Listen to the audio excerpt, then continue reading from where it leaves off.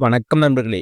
வாங்க இன்னைக்கு ஒரு அருமையான செய்தி பத்தி பார்க்கலாம். இன்னைக்கு எத பத்தி பார்க்க போறோம்னா, பொறியியல் படிப்புக்கான தரவரிசை பட்டியல் பத்தி புதிய அப்டேட் வெளியிட்டுருக்காங்க. அத பத்தி இந்த வீடியோல பார்க்கலாம். இந்த வீடியோவ கடைசி வரைக்கும் ஸ்கிப் பண்ணாம பாருங்க. ஒவ்வொரு தகவலும் பயனுள்ளதா இருக்கும். வெல்கம் டூ தடகளை உடை சிறை திறமடை. வாங்க அந்த புதிய அப்டேட் என்னன்னு பார்க்கலாம் வாங்க.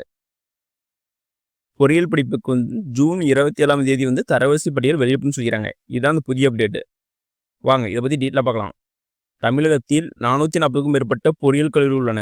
இக்கல்லூரியில் பிஇ, பிடெக் படிப்புகளில் ஏறத்தாழ 2,00,000 இடங்கள் அரசு ஒதுக்கீட்டு இடங்கள் உள்ளன.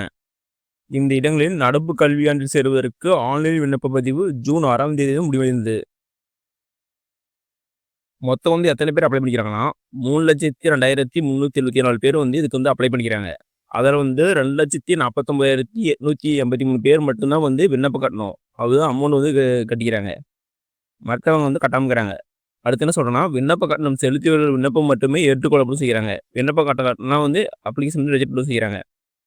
அடுத்தது கடைசி நாள் அறிவுப்படி விண்ணப்ப கட்டணம் கட்டியவர்கள் 2,26,359 பேர் மட்டும்தான் சான்றிதழை அப்லோட் பண்ணிக்கிறாங்க. இன்னும் சான்றிதழ் அப்லோட் பண்ணாமல் இருக்கிறவங்க நிறைய பேர் இருக்கிறாங்க.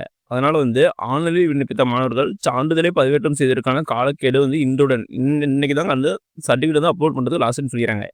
எனவே மாணவர்கள் இன்று நள்ளிரவு வரை சான்றிதழ் பதிவேற்றம் செய்து விண்ணப்பத்தை முழுமை செய்யலாம்னு சொல்லிக்கிறாங்க.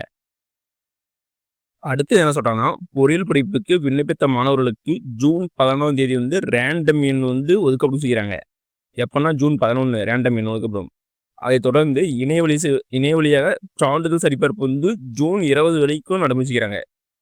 ரேண்டம் ஜூன் 11 ஒதுக்குவாங்க. ஜூன் 20 வரைக்கும் உங்களுடைய சர்டிஃபிகேட்லாம் கரெக்டாக செக் பண்ணுவாங்க. அடுத்து ஜூன் 27ஆம் தேதி உங்களுடைய தரவரிசை பட்டியல் வெளியிட செய்கிறாங்க.